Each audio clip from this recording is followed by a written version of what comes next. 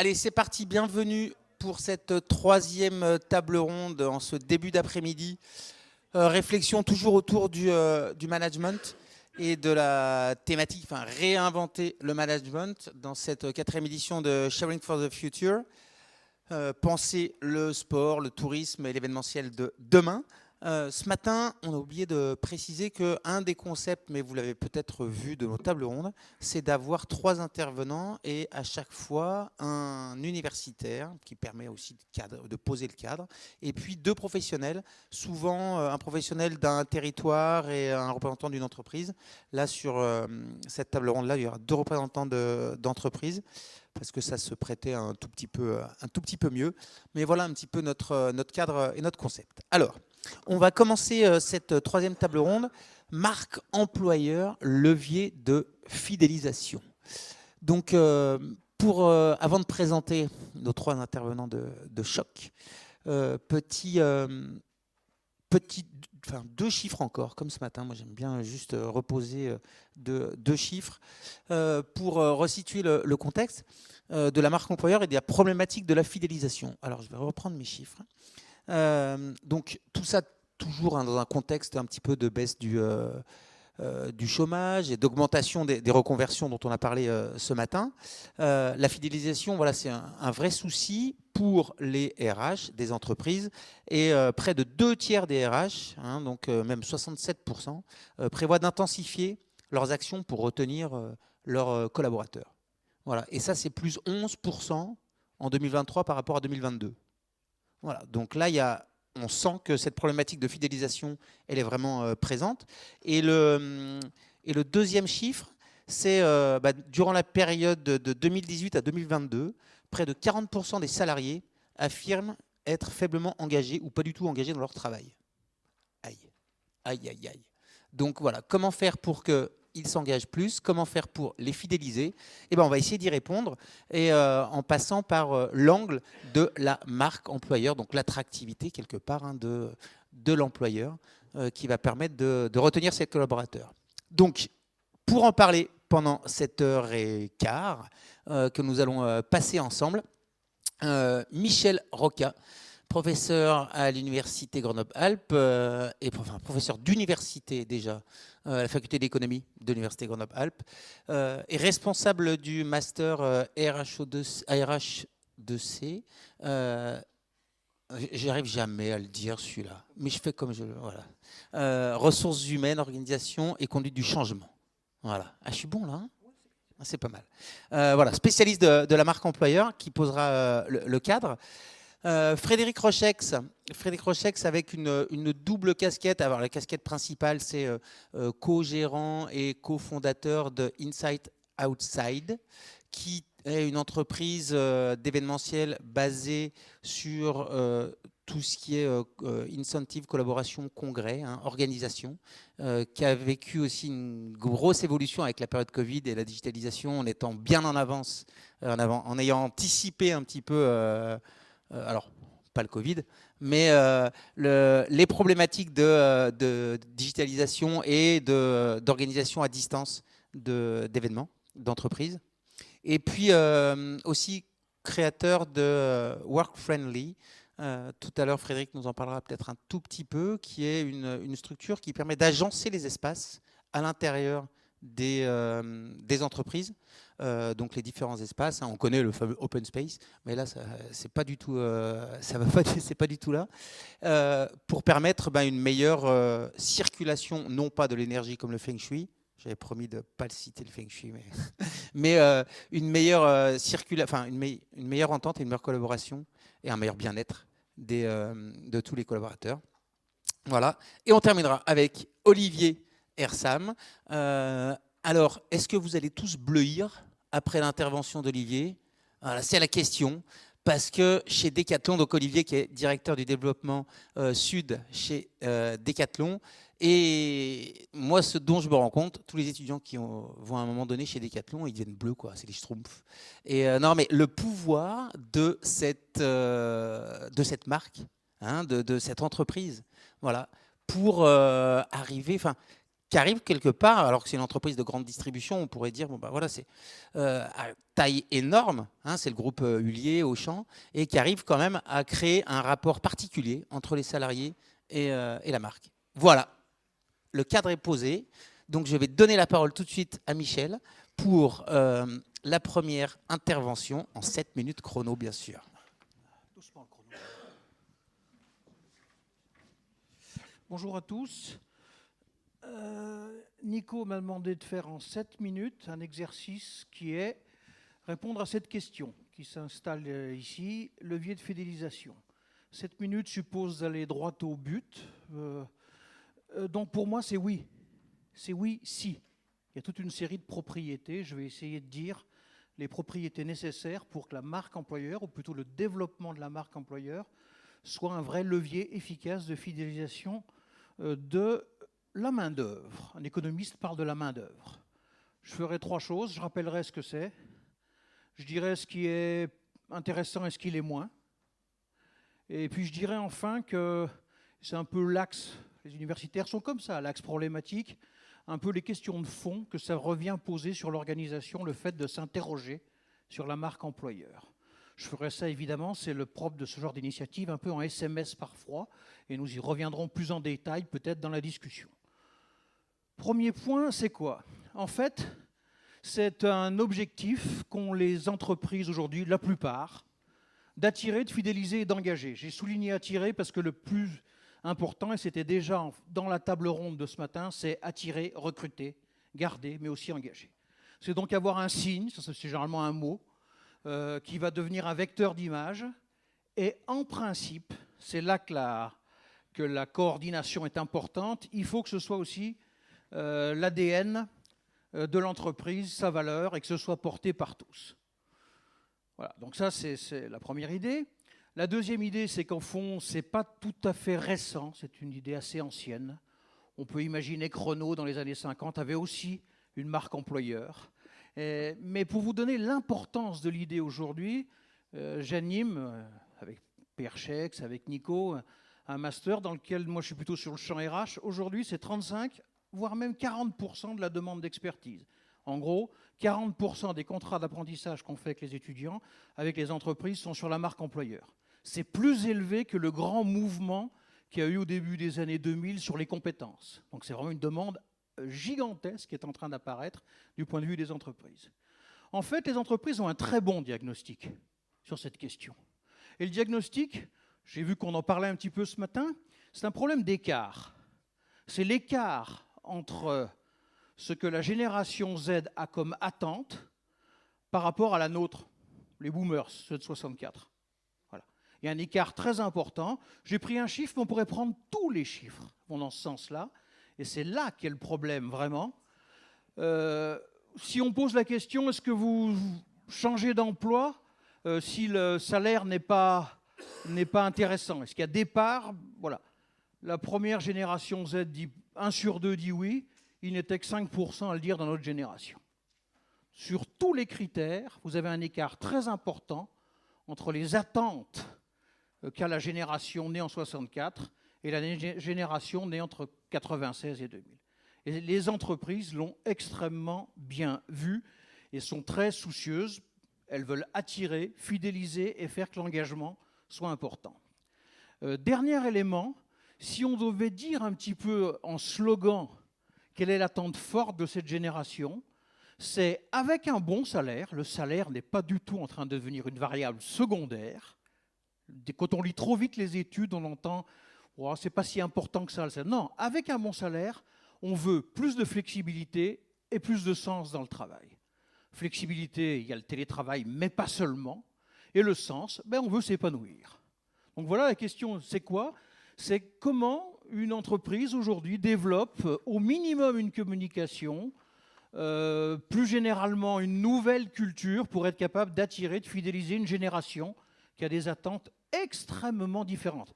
Il y a une douzaine d'enquêtes qui sont parues dans les 3 dernières années. Toutes vont dans le même sens pour montrer cet écart entre Z et boomers, nous.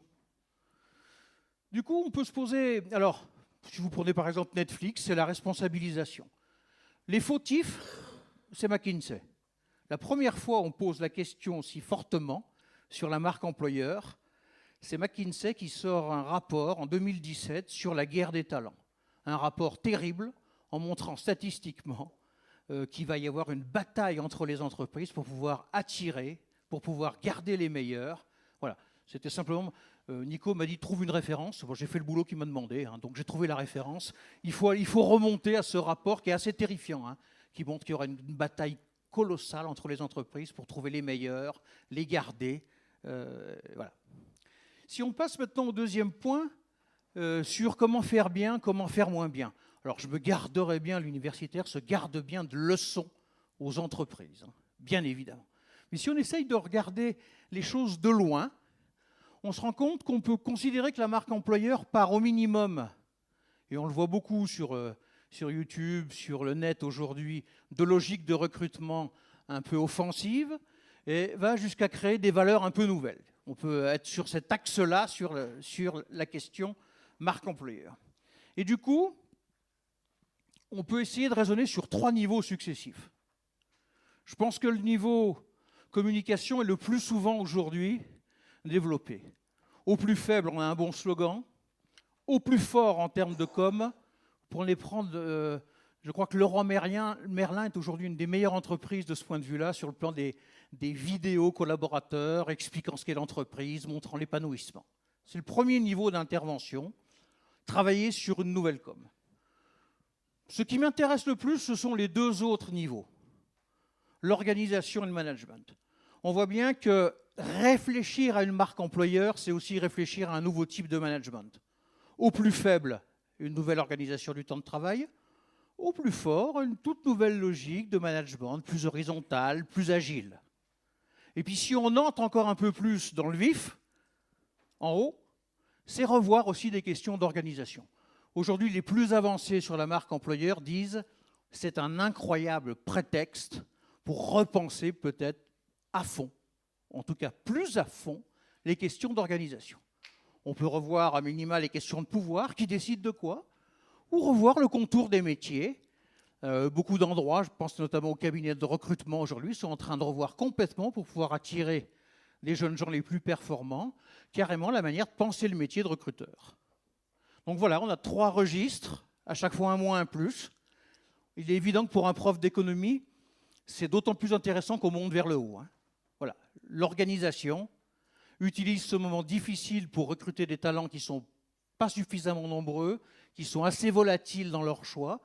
L'entreprise va jusqu'à réfléchir à ses métiers, à son organisation. Du coup, ça m'amène, je ne sais pas où est le chronomètre, il est fini, ça tombe très bien. Question de fond, 3 questions de fond. Il est clair, comme disait Graber, qu'on est en train, et l'organisation à travers la marque employeur va en finir avec les bullshit jobs. Je vous les ai nommés, les larbins, les porte-flingues, les cocheurs de cases. Voilà. Aujourd'hui, les générations en ont marre de ce type de boulot. Elles en ont marre de la même manière d'un modèle qui serait sur le tout performance. Bien sûr que la performance est importante, mais ce ne sera plus la manière obtenir de la performance pour obtenir des gros revenus, ce ne sera plus la manière la plus forte de motiver. Il va falloir de nouvelles équations du travail, plus transparentes, plus cohérentes. Il va falloir être plus clair en interne. Ce qu'on annonce, le faire. Et plus global, il n'y a pas que la RH qui va être concernée par la marque employeur, c'est un mouvement d'ensemble. Et j'en finirai par un vrai problème. La dernière enquête qui est parue il y a une dizaine de jours montre que la génération Z attend un nouveau sens au travail. Or, elle attend en fait quelque chose que l'entreprise, à mon sens, ne peut pas lui apporter. Une nouvelle harmonie de type famille, de type amis au travail. Là, il y a une vraie problématique de lien social. Je rappelle que le chiffre le plus élevé aujourd'hui, quand on prend les statistiques, 87% de la génération Z attend comme chose principale de son travail un épanouissement et des liens affectifs au travail. On a une vraie difficulté à pouvoir fournir jusque-là. J'ai dépassé, je vous prie de m'en excuser. Merci Michel. Ça va, c'était pour la bonne cause. Alors, on va enchaîner avec Frédéric directement. Donc, voir maintenant comment 2 exemples d'organisation et comment Ah, t'es parti avec la zapette, par contre, c'était ça qu'il fallait. Voilà. Et comment ces organisations, enfin ces structures, ces entreprises, fonctionnent par rapport à cette notion de marque employeur? Bonjour à tous. Merci Michel pour cette excellente introduction. On ne s'est pas du tout consulté, mais c'est absolument parfait. Je vais vous parler de marque employeur, mais du coup surtout de management, surtout de sens au travail, surtout de lien entre les collaborateurs. Euh, Effectivement, on peut parler de communication, on peut parler d'organisation, mais un des points importants, c'est la marque employeur, c'est avant tout la singularité de l'entreprise. C'est créer un écart entre son concurrent, par exemple. Donc, c'est qu'est-ce qui est singulier. Et ce qui est singulier, ça peut être un élément de com qu'on vient d'inventer il y a 2 secondes, mais ça peut surtout être l'ADN, ce que l'on a et ce qu'on construit depuis des années. Alors, l'exemple que moi je viens expliquer, dont je viens témoigner aujourd'hui, c'est en 2011, alors qu'on devait recruter nos premiers managers, on s'est posé la question et on n'a pas voulu recruter de manager. On s'est dit on va tous être en production et le plus longtemps possible. Et on a volontairement essayé de sortir de ce qu'on appelle la hiérarchie. Je suis un peu provocateur, mais j'ai mis une organisation de type dominant-dominé. C'est comme ça que moi, je l'ai beaucoup vécu en tant que collaborateur. Et je pense que c'est aussi quelque chose qu'il faut dire, c'est qu'on a aussi une société qui est beaucoup basée par des organisations de type dominant-dominé. Et qu'on peut se poser la question, quand on a des questions de sens et de relations, si ce n'est pas ça qu'il faut qu'on revisite. Et on a essayé, et très clairement, c'était là-dessus qu'on était il y a 12 ans, c'était de construire sur la dualité liberté-responsabilité. Donc, comment on peut être à la fois plus libre et à la fois, c'est une entreprise, comment on doit être responsable. Donc, ça fait le lien avec Netflix. On avait 2 objectifs à l'époque. Pourquoi on ne parlait pas de marque employeur à l'époque, on n'avait pas de problème de recrutement. C'était vraiment quelque chose qui était dans les tripes. D'un côté, c'était pour le business, parce qu'on est une entreprise. J'étais contrôleur de gestion avant. On avait 3 indicateurs pour mesurer une performance: l'efficacité, la fiabilité et l'efficience. Les entreprises sont toutes fiables et efficaces, sinon elles ne vivent pas. L'efficience, c'est pas un super sujet en général dans les boîtes. Et moi, je venais du monde de l'informatique où il y avait l'agilité qui se déployait. Et on a voulu essayer de mettre dans notre organisation quelque chose de beaucoup plus agile. Donc on s'est dit, si on est efficient et agile, ça nous fera un bon facteur de succès pour bosser.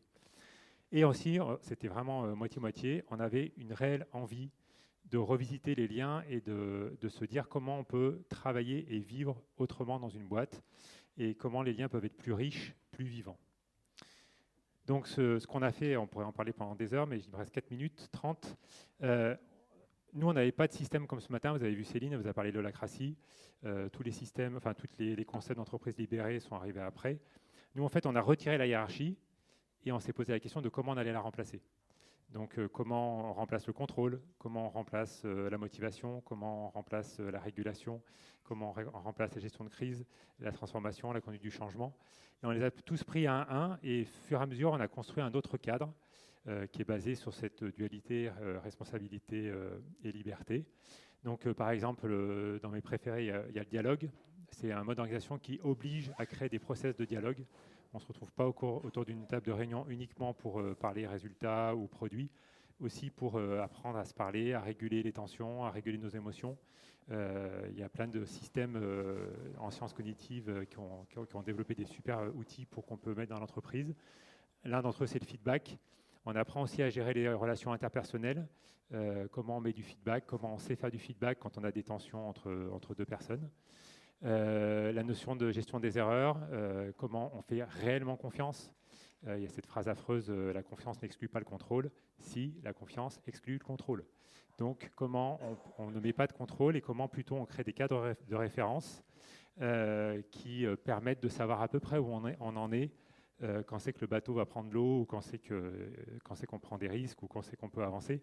Donc il y a cette notion de partage de l'information. Ce n'est pas non plus de la transparence à outrance, c'est quelle information on partage, comment, mais ça fait poser des vraies questions. Voilà.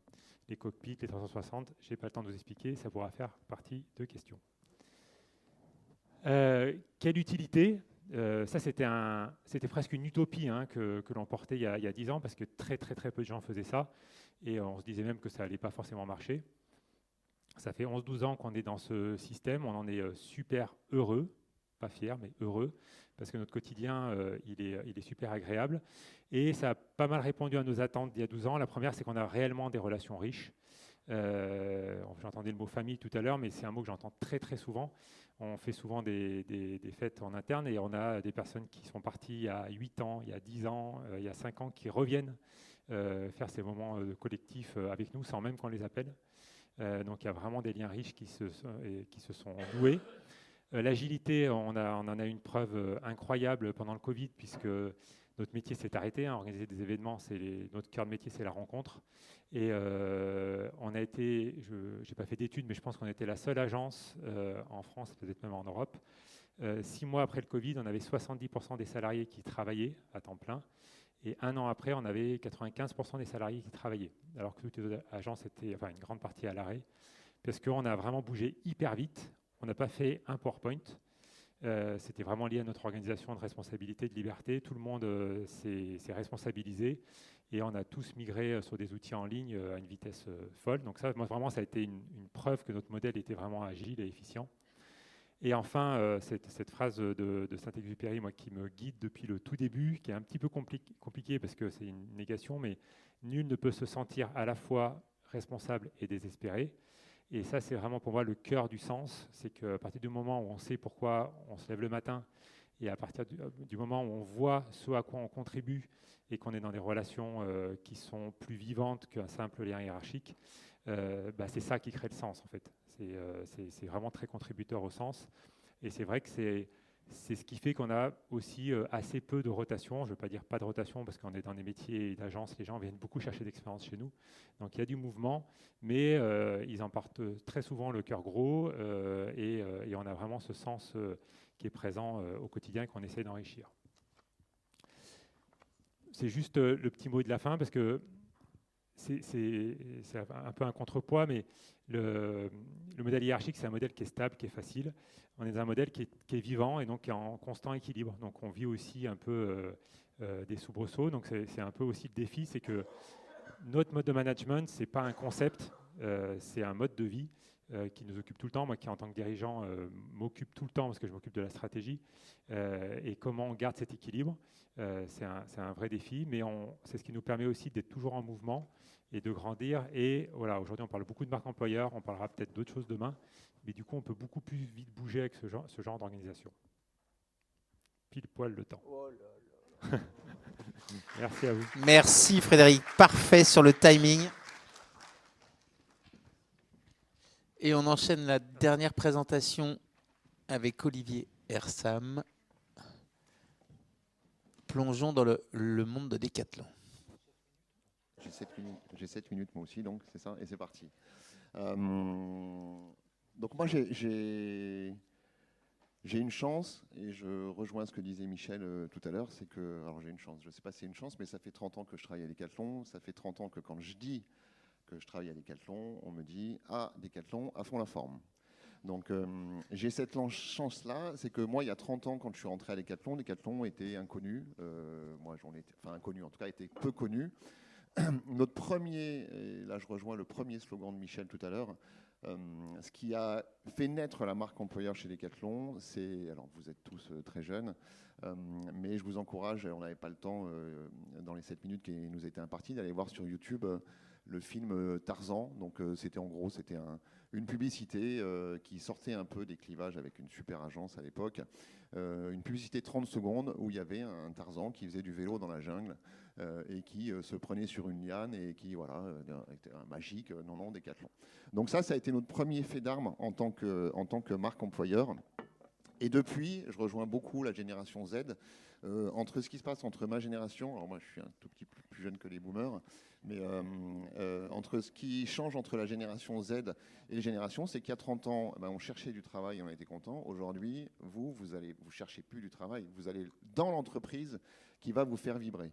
Et sur le marché du sport, on a énormément de concurrents parce qu'aujourd'hui, on est dans la région, hein, on est dans une région très sportive. On a Rossignol qui est à 20 km, Salomon à 80, Petzel à 10. Donc on a des entreprises avec des marques fortes qui font rêver. Et nous, on a la problématique d'être un grand distributeur, mais de ne pas forcément être identifié comme un grand distributeur. Et ça, c'est une chance. Hein. Donc, la première question qu'on s'est posée, ce qui est important dans notre groupe de travail sur la marque employeur, ce ne sont pas que les RH qui interviennent. C'est important, la composante RH est très importante, mais on a aussi des financiers, on a aussi des retailers, on a aussi des logisticiens qui, eux, amènent leurs problématiques quand ils doivent recruter des gens. Donc la première question qu'on se pose à chaque fois, c'est plutôt comment attirer les gens, c'est quel employeur nous sommes. Et là, c'est le slide le plus important pour moi. Hein, le positionnement employeur, c'est une posture stratégique, hein, parce qu'on doit attirer des bons candidats, qui est basée sur l'image de l'entreprise. Donc on a la chance... Je redis que c'est une chance d'être une entreprise qui est plutôt clivante. Hein. Soit on adore Decathlon, soit on déteste Decathlon. Il n'y a pas de juste milieu. C'est soit vos produits sont super, en rapport qualité-prix, c'est les meilleurs produits du monde, ou soit vos produits, c'est de la merde, ils viennent tous de Chine, et de toute façon, au bout de 2 utilisations, c'est terminé. Donc c'est très clivant, mais on a la chance d'avoir des défenseurs, des clients, des utilisateurs qui rendent l'image de Decathlon plutôt bonne versus l'image de Decathlon plutôt piètre. Hein. Mais je vous rappelle qu'on est vraiment dans un élément où on doit mettre en avant la marque employeur pour attirer tous les talents, comme disait Michel. Une fois que le positionnement il est défini, il faut qu'on le traduise en stratégie. Hein. Évidemment, c'est comme ça que ça va marcher. Nous, ce qui nous intéresse, je vous le redis, ce que je vous ai dit tout à l'heure, c'est que votre génération ne va pas chercher du travail. Votre génération, elle va aller chez un employeur qui va lui amener du bien-être. Alors, la composante salariale, c'est intéressant ce que tu disais, Michel, tout à l'heure, et on pourra en discuter. La composante salariale n'est pas si importante que ça. En tout cas, nous concernant. Entre 3 entreprises qui vont proposer peu ou prou le même salaire, hein, j'ai un cadre débutant entre 3 000, 3 500, 3 700 euros. Ce qui va faire la différence, ce n'est pas celle qui fera 3 700 euros, mais c'est peut-être celle qui aura un salaire à 3 000 euros, mais qui va amener plein de garanties aux collaborateurs, qui sera épanoui, qui se sentira bien dans l'entreprise. Et le mot, alors, qui apparaît pas forcément là-dessus, mais moi que j'adore dire, c'est la liberté. Aujourd'hui, on doit à votre génération, à la génération Z, et puis à la génération juste avant, une liberté totale. Donc nous, on a peu de télétravail, évidemment, en magasin en tout cas. Hein. Donc le lien est assez facile. Le lien social, la famille, etc. est assez facile. Et c'est un point qui est extrêmement fort chez nous. Le mot, c'est vraiment liberté. Nous, on veut que nos collaborateurs soient libres et heureux de travailler chez nous. S'ils ne le sont pas, votre génération, c'est hyper facile. Hein. Vous n'êtes pas attaché à quelque entreprise que ce soit, contrairement à la nôtre. Mais nous, c'était plus de la peur. Hein. Vous, c'est la liberté. On peut presque envier votre génération par rapport à la nôtre dans le milieu professionnel. Et ce qui est important, c'est que les gens soient heureux. S'ils sont heureux à l'intérieur, ils feront tout pour continuer à être heureux. Et s'ils ne sont pas heureux, ils prennent la porte. Alors, la mesure de tout ça, enfin, ils prennent la porte. C'est eux volontairement qui prennent la porte. Hein. Ils nous disent juste, moi, je m'emmerde chez vous, bye bye. On ne licencie pas. C'est que les gens sont volontaires pour faire autre chose, pour être mieux. Et là où Michel avait raison, c'est que votre génération est vraiment un impact hyper fort sur le bien-être. Et moi, je trouve ça super. Hein. Mais c'est sans doute parce que, en tout cas, moi, je vois, j'ai 2 enfants de 21 et 20 ans. Ils me disent encore aujourd'hui, mais nous, en fait, tu travaillais trop, quoi. Tu partais à 7h le matin, tu rentrais à 21h. Bon, te voir 5 minutes le soir et nous emmener à l'école une fois sur 10, c'était pas terrible. Donc, je pense que vous avez appris de ça. Et c'est très, très bien. On a fait des conneries, mais chaque génération qui se succède, évidemment, est là pour compenser les erreurs qui ont été faites avant. Et vos enfants compenseront les erreurs que vous allez faire. Il faut être lucide là-dessus. Donc, le mot, c'est la liberté et d'être heureux. Oui, j'ai vu. Pour tout ça, on a fait une plateforme de discours. Alors, quand Nicolas m'a demandé d'intervenir en décembre, j'ai été voir sur le site. J'ai résumé 38 slides en 7. Mais ce qui a été intéressant, c'est que la statistique, votre génération va sur les sites pour voir ce que c'est que la marque employeur. Et tout le slide que je vous présente, que vous pourrez aller voir sur le site, c'est le plus consulté par votre génération. C'est-à-dire qu'avant de postuler, votre génération va voir les entreprises, vont sur le site et dit tiens, quelle histoire me raconte cette entreprise? Donc on a fait les piliers. À quoi ça sert? Évidemment, vous avez compris que c'était attirer les meilleurs candidats. Nous, on dit viens, ose, viens, entre sur le terrain. Tu es, pour l'instant, tu découvres le sport. Tu es remplaçant, tu peux devenir un titulaire rapidement. On va te faire confiance. Le droit à l'erreur chez Decathlon, il est énorme. On fait une erreur, écoute, tu as fait une erreur, tu apprends. On refait une erreur. Tu as refait une erreur, tu apprends. Bon, au bout de 4-5 erreurs, quand même, on explique à la personne qu'il faut qu'il corrige ses erreurs, quoi. Mais en tout cas, on essaye d'avoir ce que disait Nico tout à l'heure, on essaye d'avoir une adhésion à nos marques, à nos entreprises, parce qu'avec toutes les marques et tous les magasins, qui est assez forte. Je vais finir. Donc ça, c'était des exemples de piliers. Je vous avais mis un exemple de pilier 1, mais je savais que ça allait être très long. Donc le pilier 1, c'est entre sur le terrain. Et puis vous avez des exemples comme ça sur tous les piliers. Le plus important, le dernier slide, c'est celui-là. C'est que vous voyez que le chapeau en haut de la maison, ça c'est le sens. Donc on parlait beaucoup de sens. Et évidemment, quand on est attiré pour travailler chez Decathlon, c'est parce qu'on fait du sport. On a un champion olympique et du monde de vélo devant nous. Tu as été champion olympique Non, pas loin. Médaillé. Voilà. On a des médaillés olympiques ici. Donc voilà, si on vient chez Decathlon, c'est qu'on aime normalement plutôt le sport. Et ça reste notre premier critère de recrutement. Le premier critère de recrutement, ce n'est pas d'être diplômé avec mention du master SEST, c'est est-ce que tu sais dire bonjour et est-ce que tu fais du sport. Ça, c'est le premier critère. Chaque année, cependant, on a encore des étudiants du master. On en a une jeune fille qui vient de rentrer au magasin de Sainte-Grève, qui voulait être présente, mais qui m'a dit qu'elle ne pourrait pas venir. Donc, vous voyez, vous avez le chapeau là-haut, le sens, nos valeurs, et derrière, on essaye d'attirer les candidats avec ceci. Le meilleur, et je ne compte plus là-dessus, le meilleur exemple, Nicolas, tu me demandais de savoir comment mesurer ça, c'est le turnover, c'est tout simple. C'est quel est notre taux de turnover chez les cadres, quel est notre taux de turnover chez les employés, chez les agents de maîtrise, et on a un taux de turnover qui est à peu près 50% plus réduit que la plupart des entreprises sur lesquelles nous sommes concurrentes, donc des entreprises à 15 milliards d'euros de chiffre d'affaires et 150 000 employés. Voilà pour moi. Merci, Olivier. Alors, on va passer à la phase du débat. Merci pour ces éclairages. Alors, moi, j'ai juste besoin, j'aimerais avoir encore une petite précision sur un chiffre, Michel, que tu as employé. 40% de tes étudiants en stage ou en alternance travaillent sur la marque employeur du Master RH. Et est-ce que tu peux préciser sur quels angles, parce que la marque employeur peut s'aborder sous différents angles, ou que recherchent les entreprises quand elles viennent voir les étudiants? Alors, Ah oui, c'est bon. ce qui est assez marquant, c'est que dans les 4-5 dernières années, on a vu apparaître ce thème qui était jamais abordé avant, première chose. Et il est abordé avec des entreprises, jamais, absolument jamais, c'est quelque chose qui... Voilà. On était beaucoup sur les compétences, sur les fiches métiers, sur les trucs beaucoup plus classiques, la RH. D'un seul coup, ce thème est arrivé vraiment comme un ouragan, avec des entreprises qui, c'est le sens du propos qui vient d'être dit à l'instant, qui disent on a des vrais problèmes pour attirer, on voit bien que c'est une question d'image, mais plus profondément, d'où mon propos, peut-être d'évolution de notre management, d'évolution de notre culture et autres, et qui disent faut nous aider en disant on ne sait pas comment s'y prendre. Voilà. On est tout simplement dans ce moment-là. Là, on a vu des entreprises qui ont déjà beaucoup avancé, beaucoup d'entreprises moyennes, ou même des fois de grande taille, disent, le RH dit c'est un vrai problème, il faut qu'on avance, on voit bien qu'il y a une question de com, on voit bien que c'est beaucoup plus, aidez-nous. Voilà, on est dans ce moment. Au début, pour tout dire, on était un petit peu perdus, parce que ça arrivait trop fort, ça arrivait trop vite, et ça a été dit, ça vient d'être dit, ça touche quand même pas qu'à de la communication, ça touche à une manière d'organiser le modèle RH, mais plus largement, penser les métiers. Donc on voit vite que quand on tire un fil sur cette affaire, on tire beaucoup de choses. Voilà.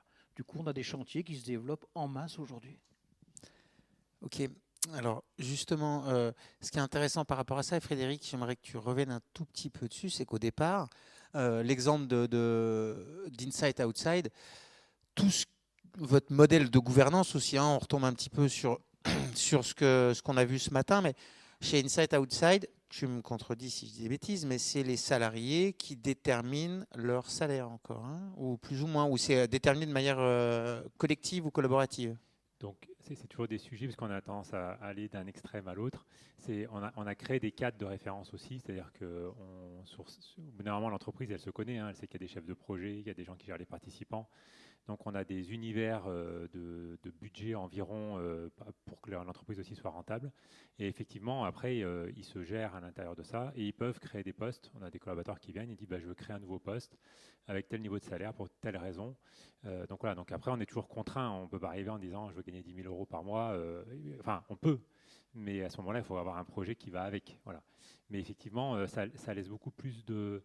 En tout cas, ce n'est pas une grille salariale, c'est un cadre salarial et effectivement, ils ont une forme de choix. Mais je n'ai pas envie de dire non plus que on fait tout ce qu'on veut. Oui. Voilà. Parce qu'il y a une notion de responsabilité. Et alors, justement, moi j'avais encore deux petits points à te faire éclaircir. Enfin, déjà, au départ, vous n'êtes pas parti dans ta stratégie, je vais développer une marque employeur pour fidéliser. C'était une autre approche, c'était moi j'ai envie de développer un mode de fonctionnement, de collaboration, et puis qui a finalement eu l'impact propre d'une marque employeur forte, où finalement, et les mêmes conséquences, à savoir une fidélisation des employés. Oui, alors ça c'est un point qui m'a toujours étonné, c'est déjà en 2010, on parlait beaucoup d'innovation, même dans les années 2000, et on parlait jamais d'innovation managériale. C'est-à-dire que toutes les boîtes se créaient en essayant d'innover sur les produits, mais jamais sur l'organisation et surtout sur le lien hiérarchique qui n'était jamais challengé. Alors il y avait quelques enseignants et chercheurs hérétiques qui parlaient d'innovation managériale, mais on ne le voyait pas trop. Donc c'est vrai que nous, on s'est dit là-dessus, ça c'est un facteur forcément différenciant. On s'est vraiment posé la question, on s'est dit, mais attends, si personne ne le fait, moi c'était mon stress. Hein. Je me suis dit, si personne ne le fait, c'est que ça ne marche pas en fait. Donc j'ai vraiment serré les fesses pendant de longues années en me disant, il est où le mur quoi. Alors, on s'est pris des murs, mais on les a traversés et il y a un chemin, et c'est pour ça que je suis content de témoigner aussi pour donner envie, c'est qu'il y a un chemin, il n'est pas forcément évident. Comme l'innovation produit, c'est risqué et c'est pas facile. L'innovation managériale, c'est risqué et c'est pas facile. Mais il y a quand même un chemin et on peut inventer effectivement un autre rapport à l'autre. On l'a vu ce matin avec l'intervention de Céline, QC et Diverty Events, où elle était partie sur l'holacratie complètement, puis après elle s'est rendue compte que ça posait quand même des problématiques. Et est-ce que chez Decathlon, vous posez ces questions en termes de type de management? Est-ce que ça rentre en ligne de compte par rapport à la marque employeur? Et de manière concrète? Alors complètement. Je suis intervenu de nombreuses années dans votre master. Pierre a vécu toutes les transformations qu'il y a eu. On est passé par un management, on a fait tous les types de management, donc j'ai adoré le pouvoir, donc ça c'est fini. Une seule personne qui décide des stratégies de l'entreprise pour 150 000 collaborateurs, ce n'est plus possible. Donc, en tout cas, si, tout est possible, mais je pense que sa survie est assez limitée dans l'entreprise.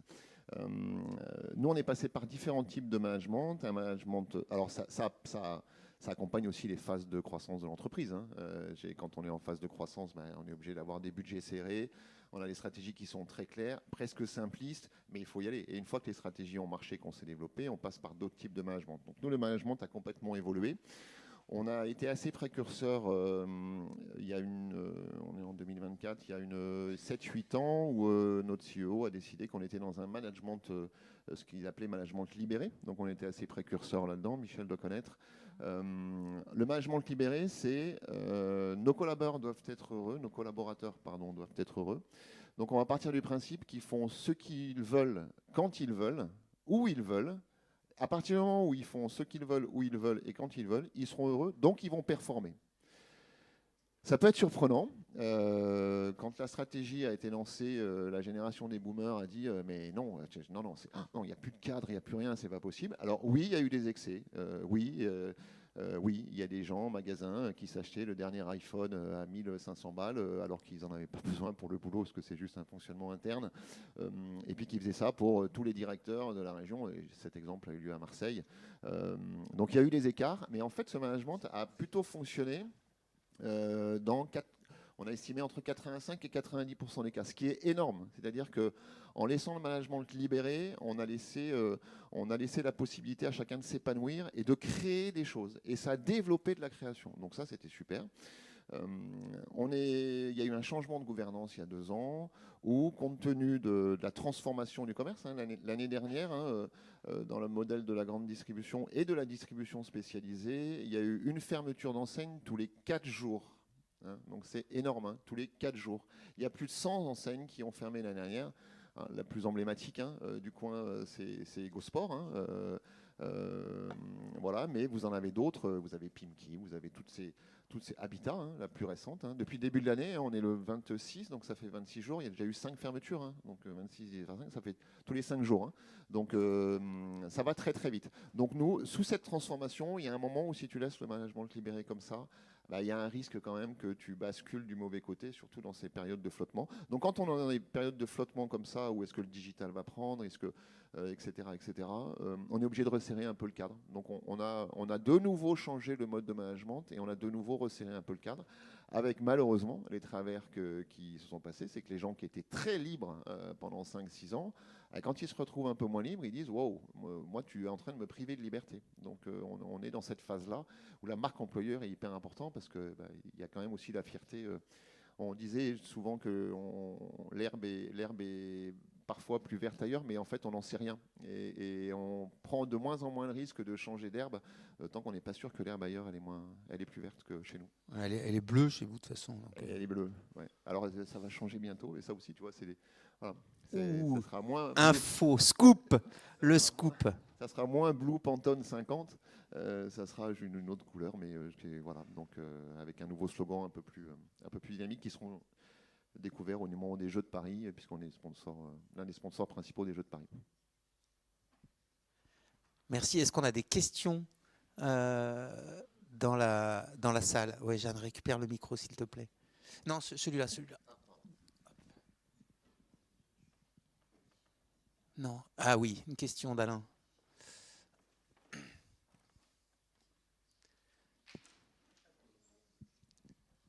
Merci. Donc, je suis toujours Alain Cusin, directeur de l'Office de tourisme des Contamines, Montjoie. J'ai une question générale pour tout le monde et un petit clin d'œil pour Decathlon après.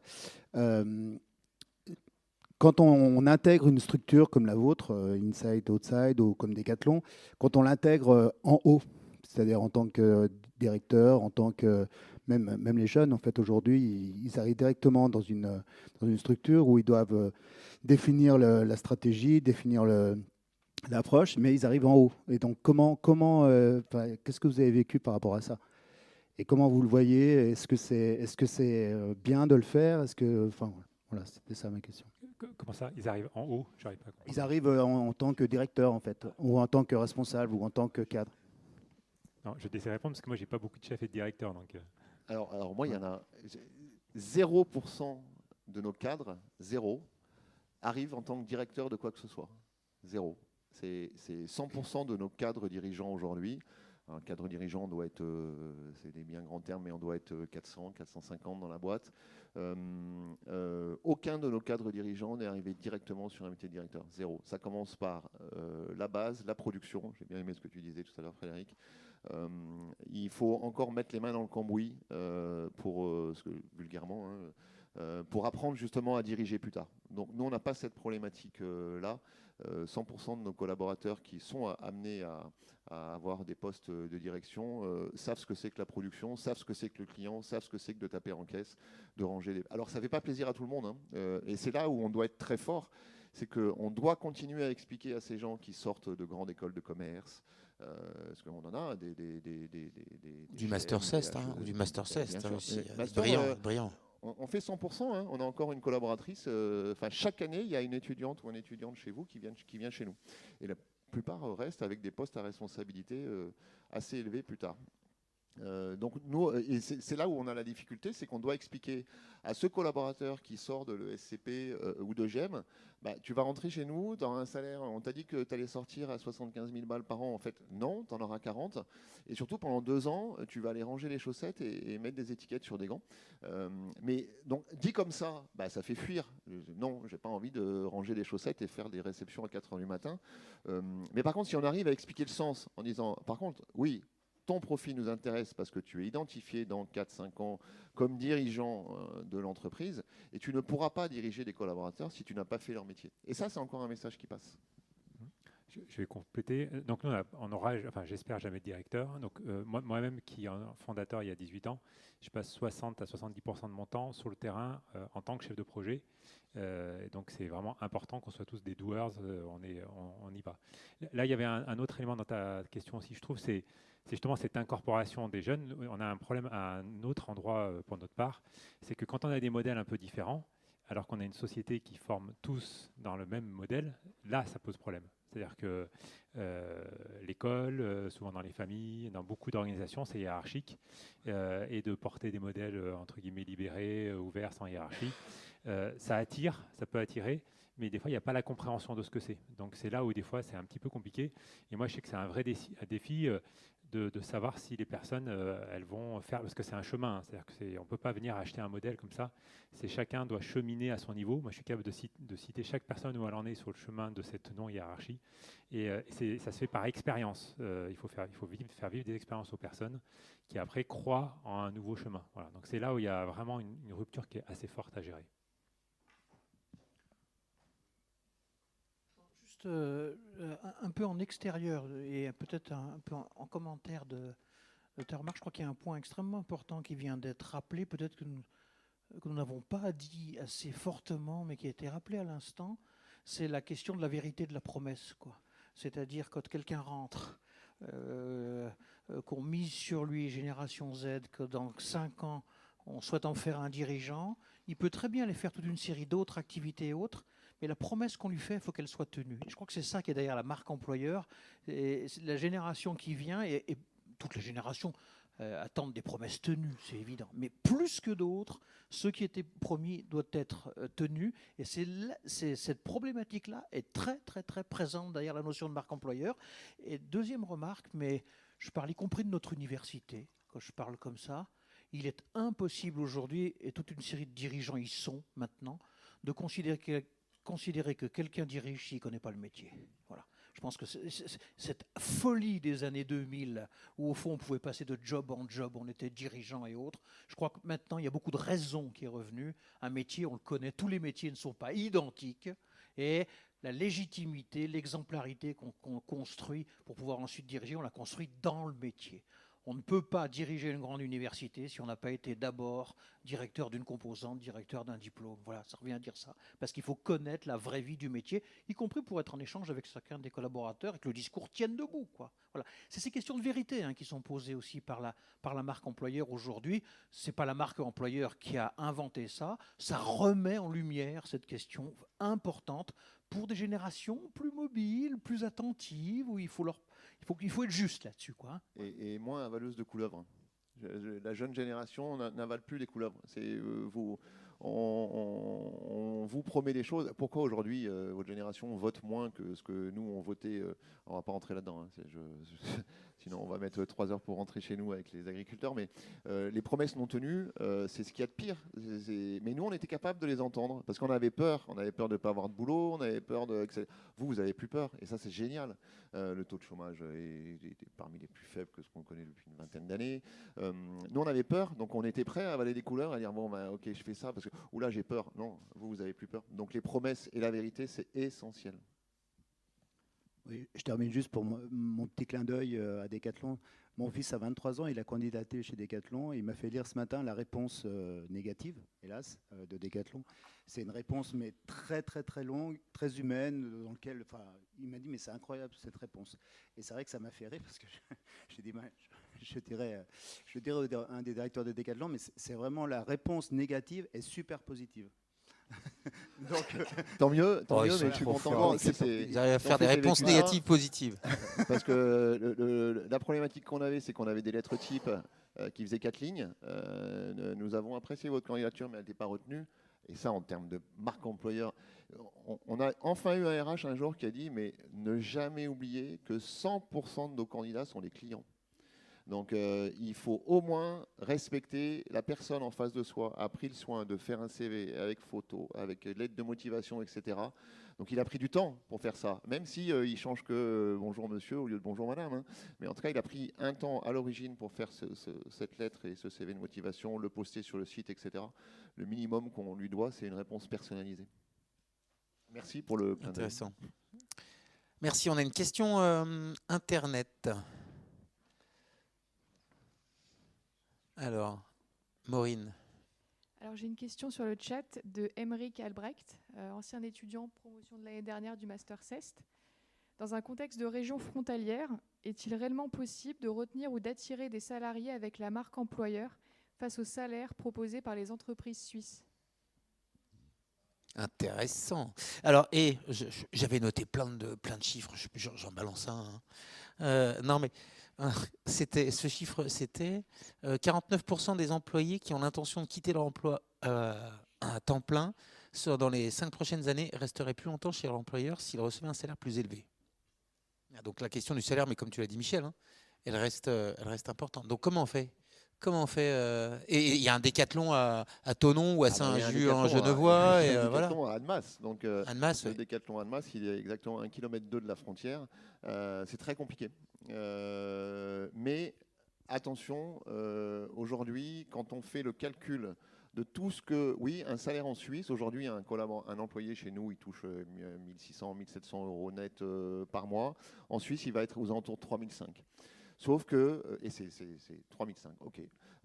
Sauf que de ces 3005, s'il doit prendre la même sécu qu'en France, parce que là, l'Europe, même si la Suisse n'est pas en Europe, a quand même plutôt agi. C'est-à-dire que tu pouvais habiter en France, payer un loyer pas cher, aller travailler en Suisse et revenir habiter en France et bénéficier de la sécu française, ça c'est terminé.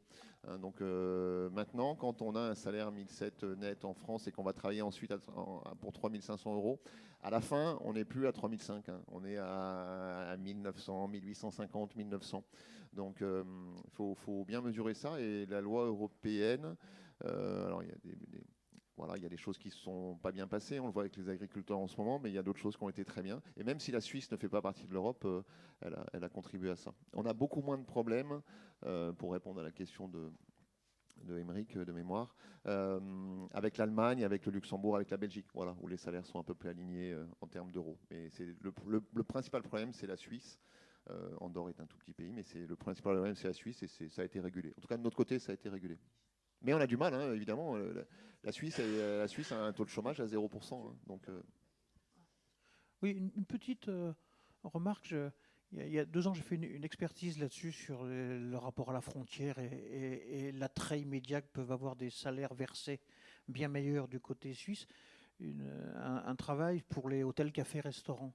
Et on voit bien que, même un développement massif de la marque employeur ne peut pas lutter contre tout. Mais néanmoins, la marque employeur, bien développée, peut faire des choses. Ça veut dire quoi? Ça veut dire qu'à Thonon-les-Bains, à Annemasse, ou de l'autre côté dans le pays de Gex, quelqu'un qui a une grande brasserie avec une dizaine de salariés, il va falloir beaucoup travailler sur les horaires, il va falloir laisser beaucoup de liberté sur beaucoup de choses, il va falloir laisser beaucoup d'initiatives, il va falloir payer 20% au-dessus de ce qu'on paierait habituellement si on était un peu plus loin dans la région Rhône-Alpes. Voilà. C'est-à-dire qu'il va falloir travailler sur tous les éléments. Et peut-être là, la jeune fille, le jeune garçon, moins jeune d'ailleurs, se diront je suis bien, je suis à l'aise, il y a une bonne atmosphère. Après, il y a un moment où on ne peut pas corriger. Sur certains métiers, on ne peut pas corriger. Mais la marque employeur, c'est-à-dire cette volonté de faire qu'on soit bien dans un métier, qu'on ait les 2 jours consécutifs de congé, que les soirées ne soient pas toutes prises, voilà, ça suppose une énorme adaptation de l'employeur avec une limite haute. On ne peut pas tout corriger. Oui, Frédéric, vas-y. Moi, j'ai une collaboratrice qui est partie il y a 9 mois pour un poste à Genève. Donc, c'est une réalité. Après, ça fait un moment qu'il y a un écart de salaire. Si c'était juste ça qui jouait, je pense qu'on n'aurait plus de salariés à Grenoble, à Chambéry et à Annecy. Donc, ça veut dire qu'il y a d'autres variables. Prenons des extrêmes. Si jamais la Suisse passe à 35 000 euros salaire net par mois, ça va encore plus tendre les choses. Mais ce que je veux dire, c'est qu'il y a déjà un gros écart. Ça nous challenge, on est en concurrence de fait, mais ce n'est pas la seule donnée, mais oui, elle vient piquer. Hein. C'est sûr que, moi, on le sait, et surtout dans les secteurs, nous, on n'est pas un secteur où on arrive à avoir des très hauts salaires, ça renforce encore plus la pression. Donc oui, c'est une donnée, mais ça, c'est la concurrence internationale. Elle est aussi, et elle doit être régulée à d'autres plans que le nôtre, quoi. Donc on le subit. Alors moi j'ai une question avant que Pierre prenne la parole sur justement l'aspect géolocalisation des entreprises. Ça m'avait, en regardant un petit peu tes slides, Olivier, un des points forts de Decathlon, c'est d'être présent partout. Et c'est explicité dans les slides, c'est on est proche de vous, on est à proximité de vous. Et du coup, je me posais la question de dans quelle mesure le choix de la localisation de l'entreprise rentre dans la stratégie de marque employeur. Alors pour Decathlon, c'est facile, il y a Decathlon partout à côté de chez nous. Puisqu'on parlait ce matin de qualité de vie et d'équilibre entre vie personnelle et vie professionnelle, le fait de mettre, si j'habite à Paris, de traverser tout Paris, de mettre 2 heures pour aller au boulot et de revenir, je n'ai pas la même qualité de vie que si j'habite à 5 minutes de mon boulot. Et donc, Michel, toi qui as une vision de pas mal de structures, ou Frédéric, voilà, dans quelle mesure vous ressentez ça, cet aspect proximité?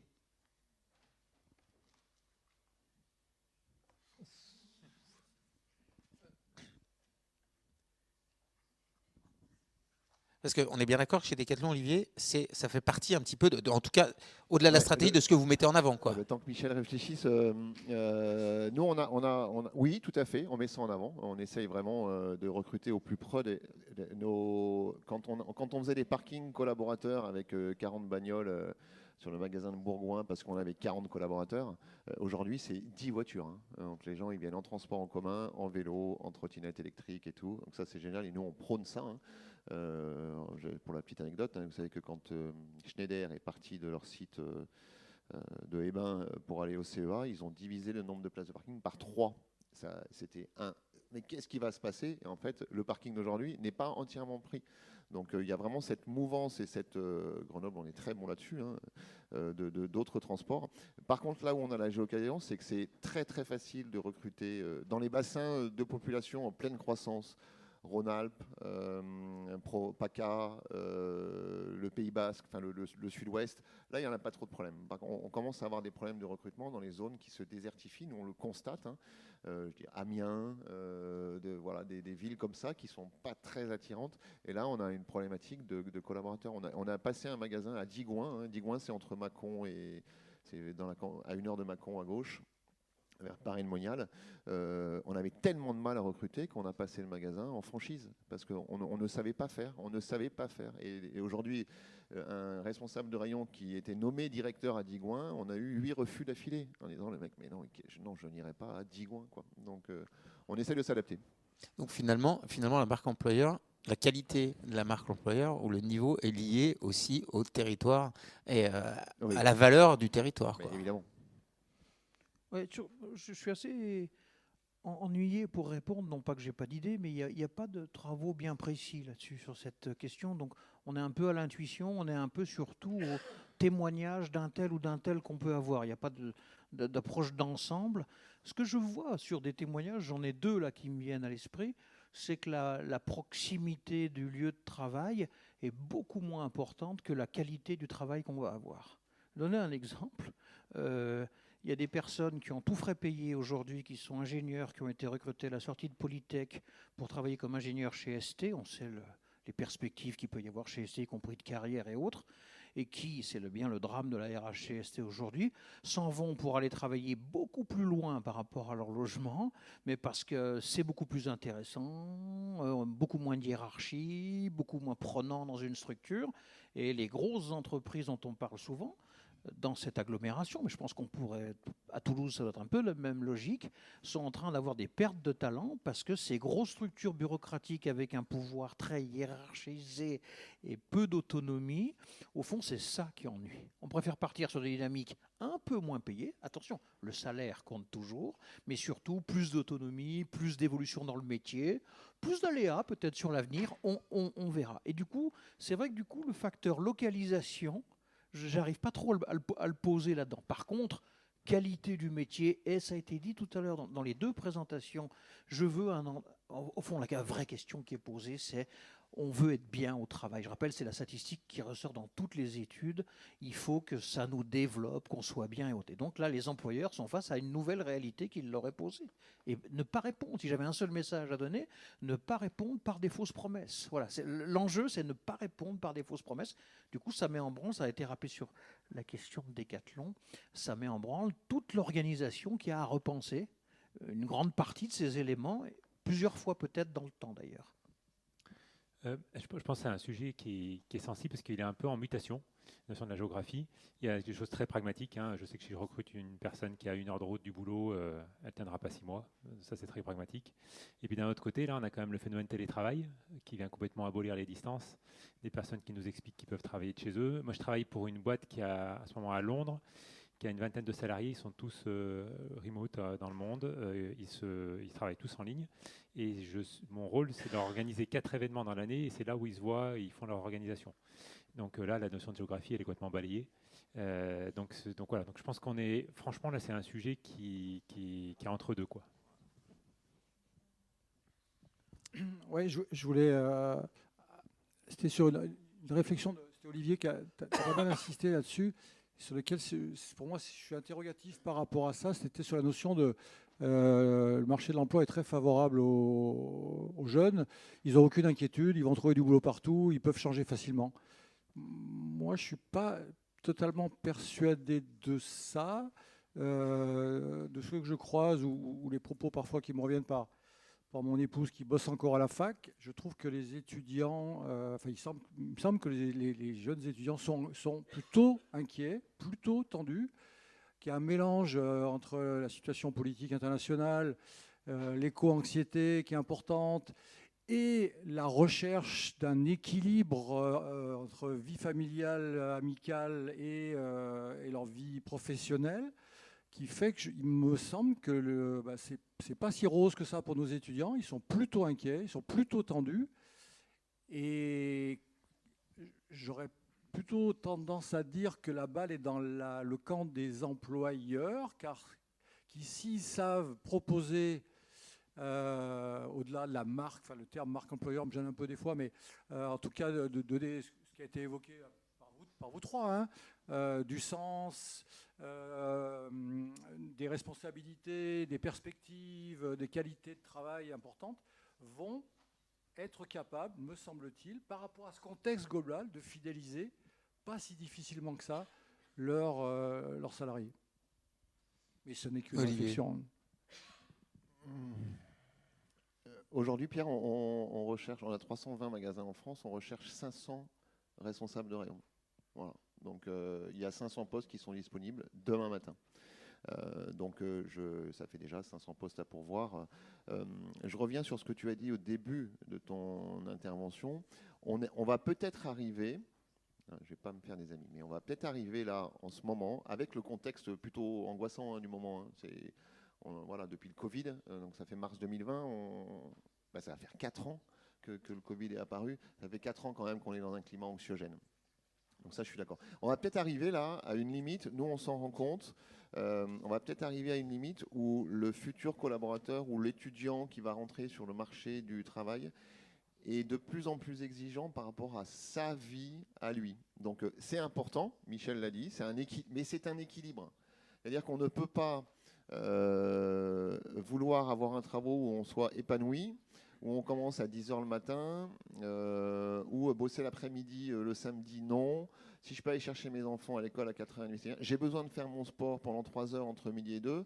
Si je pouvais toucher 5000 balles avec ça, et puis avoir 8 semaines de... Non, en fait, ça ne sera pas possible. Il y a bien cette notion d'équilibre. Pour moi, il y a cette notion d'équilibre. Donc on arrive peut-être là, en effet, et plus on est dans un climat anxiogène, plus on a besoin personnellement de se sentir bien.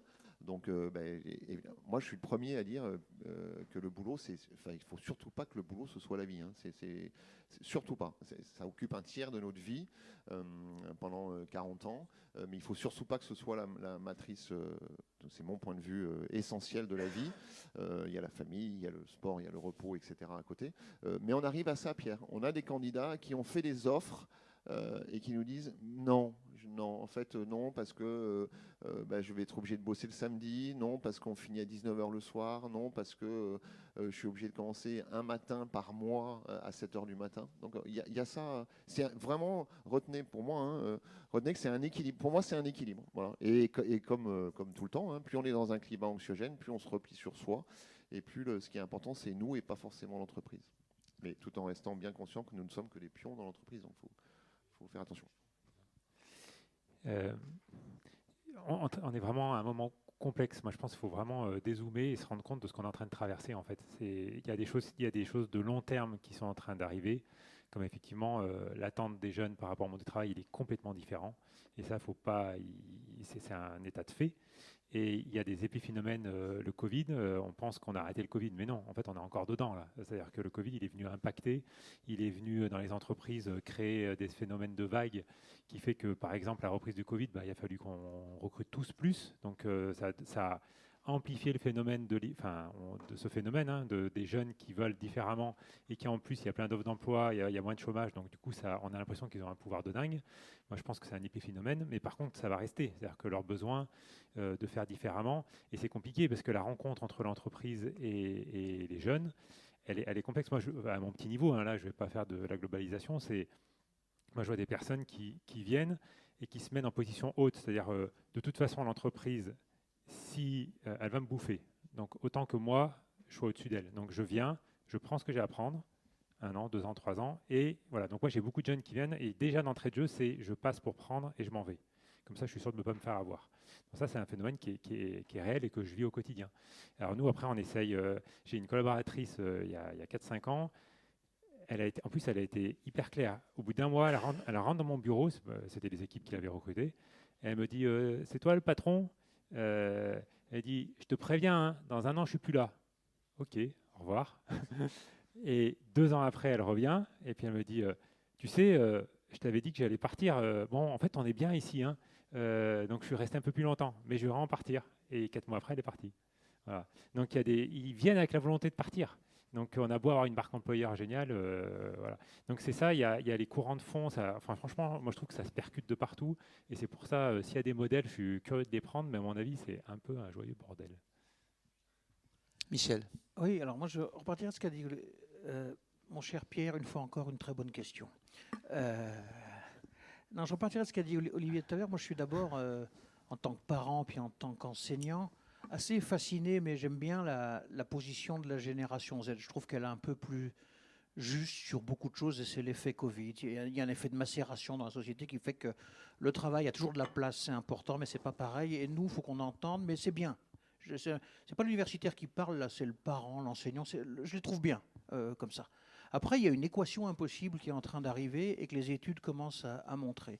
C'est-à-dire qu'ils ont des exigences très fortes par rapport au travail, mais souvent les employeurs disent trop fortes, hein, ils se surestiment, ils se voient un peu trop grands, un peu trop faciles. Voilà. Certains étudiants sont un peu sur cette position, d'ailleurs, peut-être, se voient un peu trop... ouais, Trop beau. Ça arrive, trop beau. Tu m'as dit toujours trop beau, c'est ça, trop beau, trop grand. Voilà. Donc j'ai des exigences fortes, je me vois trop beau. Et par ailleurs, pour trouver un boulot, il va quand même falloir... c'est plutôt favorable, alors pas pour toutes les qualifications, il faut... mais le marché est plutôt favorable, mais il faudra accepter de renoncer à quelques aspects forts de ce qu'on croyait. La mobilité, le temps qu'on va devoir consacrer au travail. C'est-à-dire qu'on est dans... le marché est favorable, on a des attentes très fortes, trop fortes, on se voit trop beau, et il va falloir accepter un compromis, une résignation. Un exemple que je peux prendre facilement. Aujourd'hui, quelqu'un qui sort d'un master de RH, il y a du boulot sur ce qu'il veut en termes de spécialité. Par contre, s'il le veut à Saint-Égrève, ça ne marchera pas. Hein. Voilà.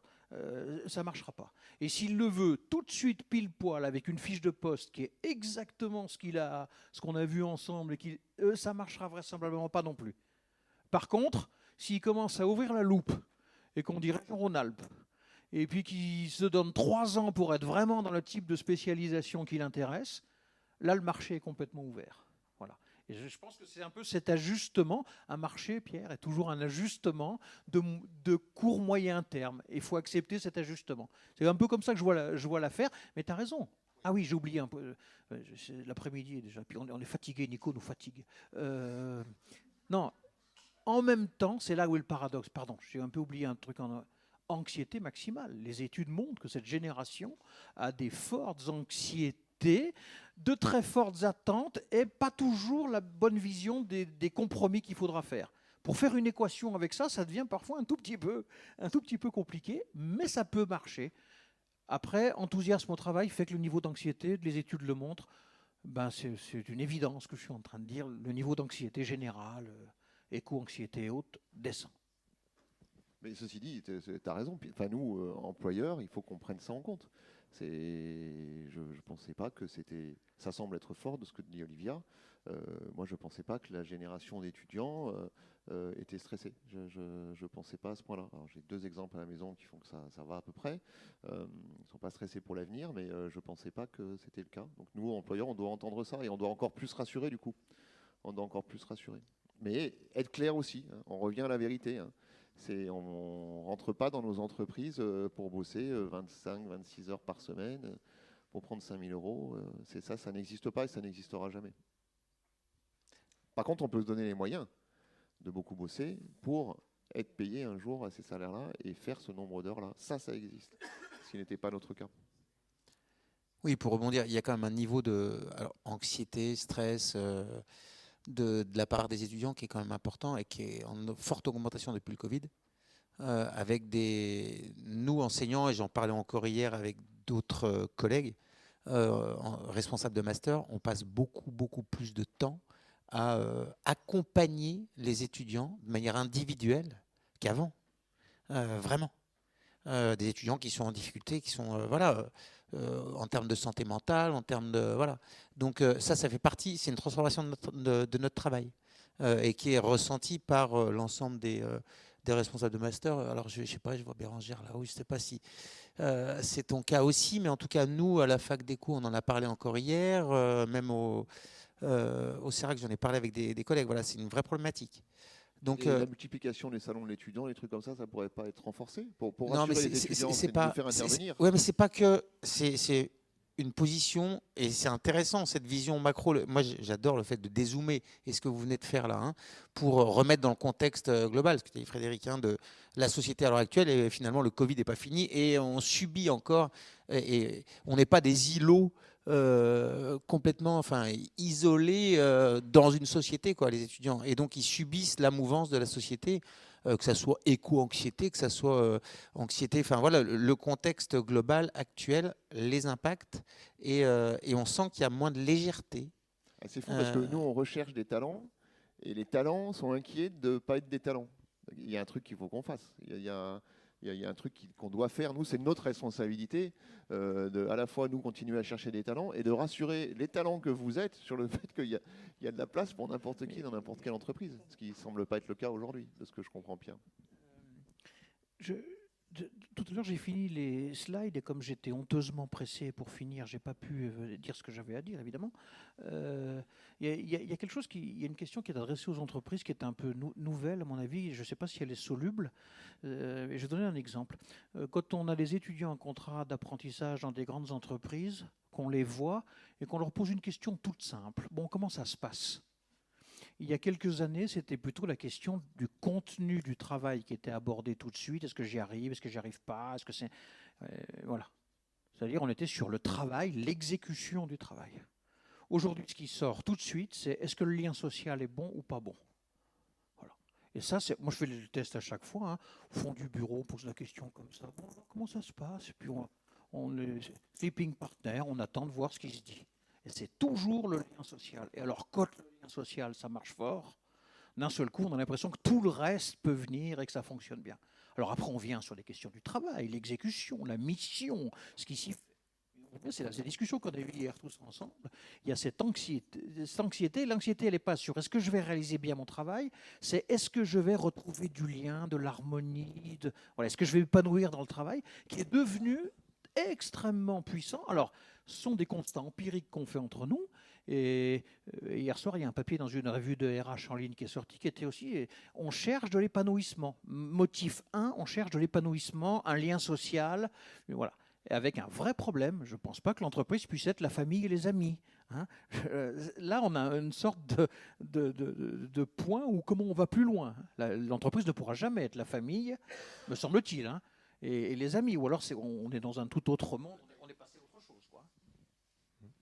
J'avais juste envie de faire une remarque. Si les étudiants sont stressés et anxieux, c'est qu'ils sont intelligents. Parce que franchement, c'est normal de l'être. Tout se transforme, géopolitique, IA, éco-anxiété. On nous dit que 60% des métiers vont être transformés dans 10 ans. On nous dit qu'à partir de 2030, on a un point de bascule avec un effondrement. Non mais sérieux, il y a de quoi être anxieux, quoi. Donc c'est juste des gens qui ouvrent leurs oreilles et quelque part, ils viennent dans l'entreprise et ils nous posent la question entre les lignes, mais vous, quelle solution vous apportez, quoi. Et nous, on n'est pas beaucoup plus fort qu'eux, on essaye d'apporter des choses, quoi. Ouais. Je voulais... Rapidement, Pierre, il y a une question rapidement, Internet que vous compreniez aussi. Je l'ai présenté sous forme de question précédemment. Là, le fond de ma pensée, Olivier, par rapport à ce que tu dis, je veux dire, les étudiants sont très... Les enquêtes du centre de santé montrent depuis des années, alors ils en font moins depuis quelques temps, parce que les étudiants sont en difficulté psychologique très tôt, dès leur entrée à la fac, etc. Et c'est extrêmement important. Les cours proposés par le service des sports de gestion du stress, de sport santé, etc., montrent d'extrêmes fragilités, des situations. Et je ne suis pas en train de parler d'étudiants qui se sont trompés de voie ou qui sont en échec. Ils peuvent être à 16 de moyenne et être dans une détresse psychologique terrible. Il faut avoir conscience de ces éléments-là. Je suis persuadé de ça. Et par rapport à notre sujet de départ, je suis persuadé que les boîtes ont vraiment une carte à jouer avec leur marque employeur, montrant l'intérêt que les étudiants vont pouvoir trouver chez eux. Je dirais, moi, une sécurité, parce qu'ils vont y trouver des vrais projets professionnels, un accueil. On a parlé ce matin là, de l'accueil au sein de la société. Je ne sais plus qui c'est. Ton micro. Non, c'est pour le micro. Mon micro est trop loin. De l'accueil au sein du lien social qui se crée. Je crois que là, les marques, les employeurs ont une carte à jouer, à mon avis, de grande qualité, leur permettant de recruter des gens de grande qualité, éventuellement sur des périodes plus longues que ce qu'elles n'étaient il y a encore 5 ans. Ce que tu évoques, Fred, je suis d'accord avec toi sur la mobilité. Moi, je pense que les choses, par rapport à la situation globale, sont en train de bouger aussi par rapport à ça. C'était l'aspect socialisation abordé par Emmanuel Laborde de Châtillon. J'ai juste envie d'être un peu challengeant. C'est important que les boîtes bougent. Nous, par exemple, on bouge et j'ai l'impression qu'on répond en partie à ce que tu dis. C'est important que l'école bouge. Parce que si nous on bouge et que tout le système avant il bouge pas, ça ne matche pas non plus. Donc s'il y a de l'anxiété déjà dès l'école, c'est peut-être aussi parce que l'école aujourd'hui justement elle apporte pas le sens qu'il faut. C'est juste pour m'amuser à retourner un peu le truc. Mais pour moi c'est forcément il va falloir qu'on bouge tous ensemble en fait. Et il y a un défi qui il n'est pas entreprise, il est sociétal. Et ces modèles qu'on dit soit libérés, soit sans hiérarchie, il va falloir qu'ils infusent un peu de partout. On ne peut pas se dire demain on est des entreprises par exemple qui ont un autre modèle social et puis l'école qui n'a pas bougé depuis 100 ans. Donc oui, et c'est ça aussi, c'est toutes ces choses qui commencent à frotter. Hein. Quand avant vous avez un modèle linéaire entre l'école, l'entreprise, tout va bien. Mais quand on sent que tout ça, il y a des variations, ça crée des tensions. Donc les tensions, c'est parce qu'elles ont raison d'être là en fait. Mais il faut les traiter en s'adaptant. On est bien d'accord. Alors, il y a une question, et Parcoursup, ça ne va pas dans le bon sens par rapport à la création de stress et d'anxiété. Voilà, ça c'est juste horrible en termes voilà, donc ça attaque, c'est la cata. Donc, non, on ne va pas dans le bon sens. Elle ne va pas dans le bon sens. Non. Ah, bravo, Pierre. Non. On a une question de... On a tous très bien entendu. Vas-y, je t'en prie. Bérangère Deschamps. Oui, bonjour. Donc moi aussi, je suis enseignante-chercheuse et effectivement, je suis d'accord qu'il faut qu'on arrive à bouger tous ensemble. au début de vos exposés, cette marque employeur, là, finalement, vous avez expliqué que tout reposait sur des valeurs et des valeurs qui étaient partagées en fait entre vous et les collaborateurs. Et en même temps, Frédéric, tu as dit que vous étiez pris des murs. Et donc, je voulais peut-être que tu développes ça. Est-ce que c'était les murs au début de la mise en place de cette démarche ou est-ce qu'il y en a encore aujourd'hui? Voilà, avec quel type de collaborateurs? Enfin, voilà. Bonjour Bérangère. Je peux te donner des réponses concrètes. Un exemple de mur, c'est par exemple le mot confiance qu'on entend de partout. On s'est pris un mur pour le traverser. C'est-à-dire qu'on a eu notamment un gros accident financier qui était basé sur justement notre société qui n'était pas là dans le contrôle et une personne qui a fait une erreur.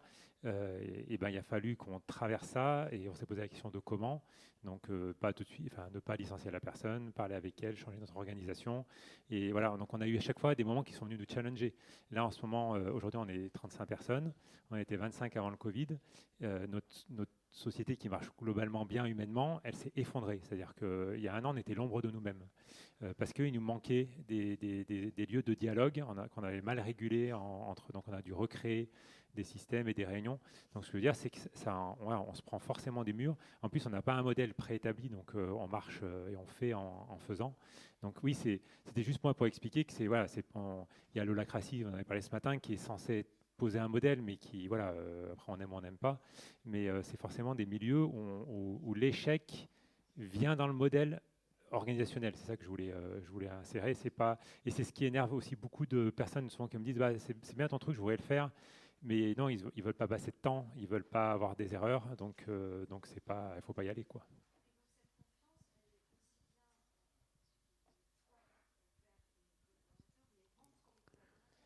Oui. Alors, oui. Donc, Alors, je redis pour que le live entende. Désolé, on a enlevé le micro. Donc cette confiance, elle est aussi bien du dirigeant vers le collaborateur et entre tous les collaborateurs aussi en horizontal. Voilà, qui doivent accepter ce nouveau modèle de gouvernance, par exemple. C'est un chemin, et c'est très, pour employer un mot holistique, à chaque fois c'est global. C'est-à-dire que justement, il n'y a plus ça en fait. Donc c'est forcément dans tous les sens du terme. Et j'ai même tendance à dire, après, même avec soi-même, quelle confiance on a par rapport à soi-même. Et justement, et c'est là que je fais lien aussi avec l'école, dans quel état arrivent les collaborateurs dans leur confiance par rapport à eux-mêmes. Et donc oui, il y a beaucoup d'éléments à traiter. Et c'est pour ça que nous, on n'a pas du tout derrière la prétention de dire qu'on maîtrise, on est juste en train d'essayer de le traiter et qu'il y a un chemin et qu'on arrive à peu près à trouver des solutions. Voilà. Mais effectivement, il y aura d'autres murs, moi j'en suis certain. On va prendre deux autres questions. Une question, allez-y, puis après on aura une question Internet. Bonjour Laetitia, au départ, Société Géoprocess. Je voulais juste compléter nos échanges parce que c'est très juste, mais il me manque à mon sens une petite précision quand on parle de lien. En effet, le lien est important, mais en fait, ce qui est encore plus important, c'est la qualité du lien. Et là où je rejoins ce que disait en particulier Frédéric, qui touche du doigt, mais je suis complètement alignée avec ça, c'est que ce soit au sein de la famille ou à l'école, on ne nous apprend pas à dire, à comment dire, on ne nous apprend pas à se connaître, en tout cas pas toujours et assez peu. En tout cas, c'est l'expérience que moi j'en fais dans la transformation de l'entreprise dans laquelle je travaille. On a été confronté à ça où le fait de vouloir transformer l'entreprise est aller chercher les personnes dans ce qu'elles étaient, dans leurs croyances, dans leurs valeurs, et elles ne se connaissaient pas toujours. Et savoir dire les choses, qu'elles soient positives ou négatives, c'est loin d'être inné. Et la qualité du lien est vraiment primordiale et on n'est pas né avec, en fait. Un immense merci, mais vraiment. On n'avait pas le temps d'en parler, mais moi j'appelle ça l'épaisseur du lien, ou même la richesse ou la complexité du lien, parce que c'est le vivant, il fonctionne comme ça, il est complexe, et c'est ce qui fait qu'il est riche. Juste que je ne résiste pas à en parler. Du coup, moi, j'ai découvert des nouvelles façons, effectivement, d'enrichir les liens et d'avoir que j'ai mis en place ou pas dans l'entreprise et que j'ai mis en place dans ma famille. Et ça a été un truc incroyable de relation avec les enfants. D'ailleurs, c'est un truc que j'ai envie de déployer ailleurs. Et c'est vrai que moi, je pense que la clé, elle est là. On a des liens qui étaient orientés performance. Et aujourd'hui, on nous demande d'avoir des liens qui sont orientés relation, richesse. Et là, en plus, c'est une joie, hein, parce qu'il ne suffit pas de faire grand-chose pour avoir ce genre de truc et qui transforme complètement tout au travail, dans la famille, dans les liens amicaux. Donc moi, je pense que là, on est à l'aune d'une révolution de liens sociétaux. Moi, j'en suis persuadé. Merci beaucoup. Oui, c'est ce que, dans le cadre de notre master, c'est quelque chose auquel on est sensible, mais on est un peu coincé entre les contenus, entre la problématique temps, quoi. On a des compétences à faire passer, mais aussi on a un savoir-faire, mais on se rend compte, et il y a beaucoup de choses qu'on fait en plus que Pierre a instauré déjà il y a quelques temps, pour créer du lien. Que ça soit dans l'incentive, dans le fait de faire des activités ensemble à côté ou de vivre des choses ensemble. Mais c'est une vraie problématique et on est bien d'accord que le système éducatif doit aussi réfléchir à ça. Nous, on est en pleine réflexion, moi personnellement, en tout cas par rapport maintenant à l'évolution du master aussi, sur l'importance finalement de ces compétences relationnelles, mais pas uniquement, de ce savoir-faire, qui n'est pas du contenu classique universitaire. Mais oui, merci. Il y avait une question Internet.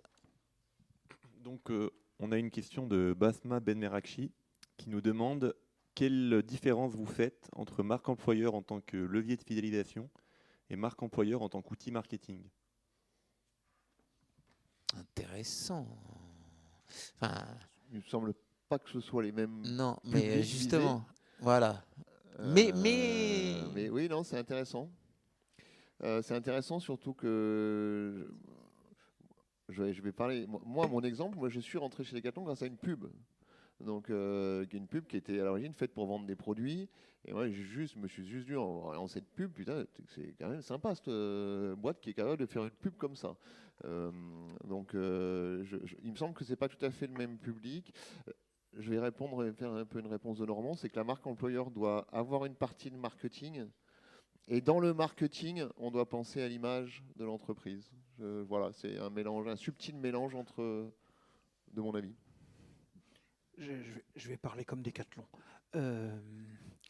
Non, mais moi je serais plus raide en fait. C'est-à-dire que c'est un peu comme le Canada Dry, il y a ce qui est vrai et ce qui est faux. C'est-à-dire que la marque employeur qui ne serait que du marketing, c'est la tromperie. C'est la tromperie que j'évoquais. Et c'est catastrophique pour les générations qui viennent si elles sont trompées dans ce qu'on met en avant. L'entreprise, d'ailleurs, on l'a vu, il n'y a pas du tout intérêt en réalité à se lancer dans ce genre de choses. Donc c'est un outil, si on n'est que sur du marketing, on a raté la cible. Et ce qui ressort de cette table ronde et de la discussion qu'on a, c'est que c'est le vrai prétexte pour revoir comment faire un modèle adhésif pour les salariés, un modèle où ils s'épanouissent. Voilà. C'est pour ça que j'indiquais dans ma présentation que c'est un prétexte pour repenser des questions de management, d'organisation, dans le sens de attirer, faire que les personnes s'engagent et faire qu'elles soient bien au travail. Voilà. Si on raisonne uniquement sous l'angle marketing, on rate complètement le problème, voire même on est contre-productif. Parce que si vous regardez un petit peu les expériences les plus décriées de marque employeur, c'est quand des entreprises un peu stupides, il faut le dire, ont cru qu'il suffisait d'avoir un joli petit slogan marque employeur et que ça allait régler tout en termes d'attractivité. Les promesses déçues pour la génération qui vienne, ce sera une absolue catastrophe pour les entreprises. Et là, on peut donner quelques exemples retentissants qui font reculer l'entreprise et qui, en plus, donnent une image auprès des générations qui viennent de l'entreprise comme, encore une fois, on nous a dit des choses qui ne se sont pas passées. Donc, je crois qu'on peut voir la distinction comme ça. On a une dernière question de la part de Chris. Merci Nico. Un rebond, peut-être plus qu'une question de Dupont pour Grenoble-Alpes Métropole. Dans les démarches que vous nous avez détaillées, merci de ces témoignages et puis de ce cadre théorique exposé, Michel. Il y a une part de la démarche, vous l'avez rattachée au territoire, à l'attractivité du territoire, à ce qu'on trouve, aux ingrédients de satisfaction pour la vie de collaborateurs. On parlait de recrutement, c'était particulièrement vrai, je crois, ou exposé, détaillé pour le groupe Decathlon. Alors, en rebond, qu'est-ce que vous faites, vous, entreprise, localement implantés ou nationalement implantés avec les territoires, ou qu'est-ce que vous attendez des organisations territoriales justement dans cette démarche de marque employeur, de séduction, de fidélisation? Alors c'est un peu à tiroir, mais si vous aviez quelques éléments, je ne veux pas faire trop long, Nico, rassure-toi. Et que je parlais de rebond, un petit dernier, on a beaucoup parlé d'angoisse. On a eu des témoignages assez militants ce matin sur la question, alors les questions, les approches, les inquiétudes environnementales. Fred soulignant qu'on n'est peut-être pas tout à fait sot quand on a des angoisses, notamment en matière environnementale. J'ai entendu des choses sur la mobilité, à nouveau, hein, pour Olivier. Est-ce qu'il y a des choses que vous mettez réellement en avant dans votre démarche de marque employeur ou de séduction dans le cadre des embauches sur effectivement votre part, quelle est la part du récit que vous déployez sur l'aspect environnemental? Quelle est la part de récit et de démonstration et donc de preuve que vous mettez en œuvre pour effectivement être rassurant, mais pour être réel tout simplement? Voilà. Alors c'est deux questions plutôt qu'une, c'est peut-être un peu long, et merci en tout cas Nico. Merci Chris. Non mais on a des éléments de réponse là. Je peux tenter des éléments de réponse. Sur la deuxième partie, elle est intéressante. Moi j'ai hyper peur de faire du washing. Donc j'hésite vachement à parler de ce qu'on fait, tout ce qu'on essaie de faire sur le verre. J'hésite vachement à parler de ce modèle. Là, je suis invité aujourd'hui, je vais en parler, mais je n'ai jamais fait de post sur les réseaux sociaux en lien avec ce modèle. Parce que, voilà, enfin, moi je trouve qu'il y a un moment, enfin, on se prend vite dans un piège en fait quand on fait ça. Et d'ailleurs, c'est un souci, quoi. Après, moi, je pense que j'ai pas besoin forcément de le faire, que mes collaborateurs le font pour moi.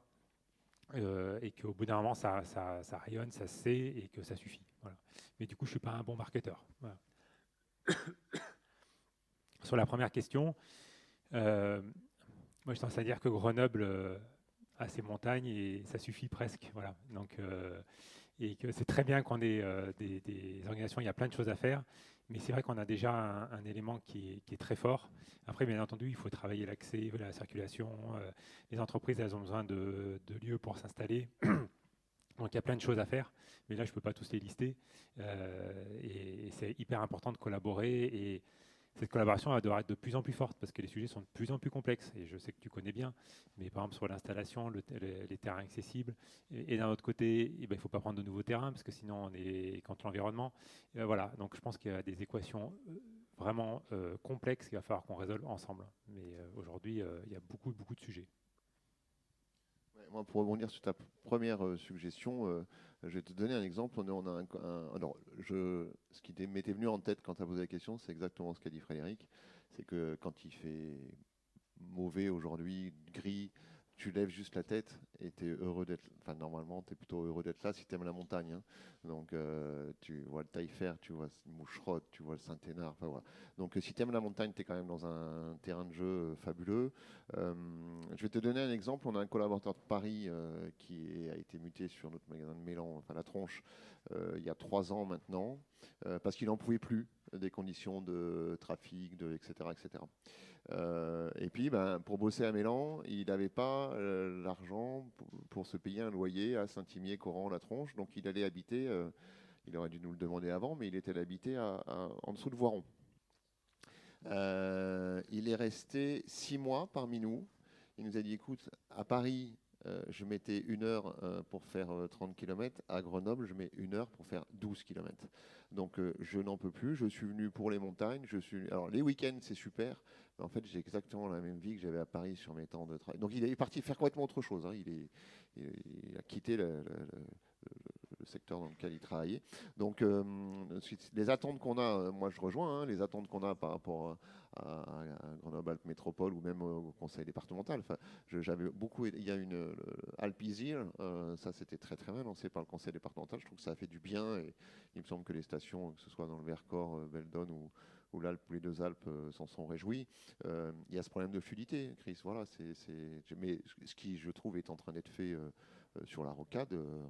On en aura chié quand ça sera fini, parce que normalement ça finit en juin de mémoire, juin 24. Bon, ce sera tapé 7 ans de bouchon, mais pour les futures générations, c'est vraiment chouette. Voilà, moi, c'est ça que j'attends, c'est de fluidifier tout ça.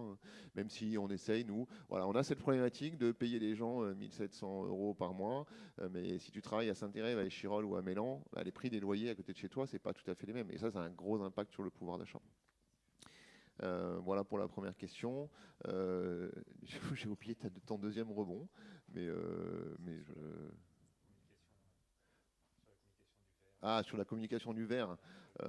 Écoute, nous on communique. Je suis un peu comme Frédéric.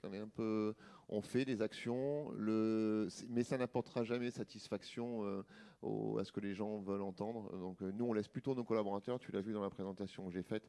C'est nos collaborateurs qui font leurs propres actions. Voilà, il y a l'époque où on était. Il y a une vingtaine d'années, on était 100% à venir en voiture. Aujourd'hui, il n'y a plus que 10% de nos collaborateurs qui viennent en voiture. Donc ça, c'est des actions. Eux, ils le vivent et ils l'incarnent comme ça. Et ils nous font challenger là-dessus. Pardon ? Bien sûr, le sourcing produit, la production en général, mais ça, c'est un problème de géopolitique mondiale. Tu vois ce qui se passe avec les Houthis en ce moment-là. Au sud Yémen, qui bloque les paquebots. Alors on peut dire, voilà, qu'est-ce qui se passe ? Mais en fait, c'est très bien. C'est très bien. C'est une preuve de plus qu'il faut arrêter de faire produire à 10 000 km d'ici pour gagner 3 centimes par produit, quoi. C'est très, très bien, en fait, ce qui se passe. Donc, et c'est ce que nous demandent nos collaborateurs. Donc nous, on rapatrie. On a un plan de rapatriement avec le gouvernement de notre production qui aujourd'hui est faite en Asie à hauteur de 20-25% pendant 5 ans. C'est très bien de faire des choses comme ça. Donc bon, après, il y a la réalité du marché. Mais ce qui se passe avec les outils, là, c'est une catastrophe, je vous le dis, parce qu'on va avoir des problèmes de production, d'arrivée de gamme été qui devait arriver début mars et qui vont arriver mi-mai. Donc voilà, ça va être une catastrophe. Mais dans l'absolu, c'est très bien. Voilà, on va arrêter d'être tributaire de gens qui bossent à... Ouais, ça bouge. Tout se transforme. C'est une catastrophe. Ou une super opportunité. Très bien. Merci beaucoup pour vos interventions, messieurs. Merci à toi. Donc la marque employeur, peut-être si j'essaie de résumer en une phrase. Allez, je me lance. Non, moi ce que j'ai en tout cas... Non, moi, ce que j'ai retenu, c'est quand même que c'est, oui, un levier de fidélisation, mais pas n'importe quel... qu'il faut la mettre en place. Et c'est la notion d'authenticité qui est importante. Authenticité de la promesse, authenticité de ce qu'on fait, qui va être un des leviers du succès. Et le deuxième point, c'est qu'il est aussi tributaire, pas uniquement de la marque employeur, mais du contexte global. On a parlé de territorial, géopolitique, sociétal. Voilà, donc ça s'ancre aussi dans un contexte global. Voilà. On conclut normalement pas derrière le préfet, du coup, mais bon, je finis. Moi, Pierre, je rebondis sur ce que ça me fait souci quand même, ce que tu as dit sur la santé mentale des étudiants. Je pense qu'il y a beaucoup d'employeurs, moi le premier, alors je ne parle pas à la place de Frédéric, mais je sens cette sensibilité. N'hésitez pas à nous solliciter. Nous, on est aussi là pour vous rassurer. On a des enfants qui sont étudiants, ou peut-être pas encore, mais on est aussi là pour rassurer les étudiants. C'est la parole, et c'est la madame parlait du lien, c'est la parole, la communication qui fait. Moi, s'il faut que je vienne 1 heure tous les mois parler avec des étudiants qui sont en détresse, profitez de notre expérience. Très bien. Me permets.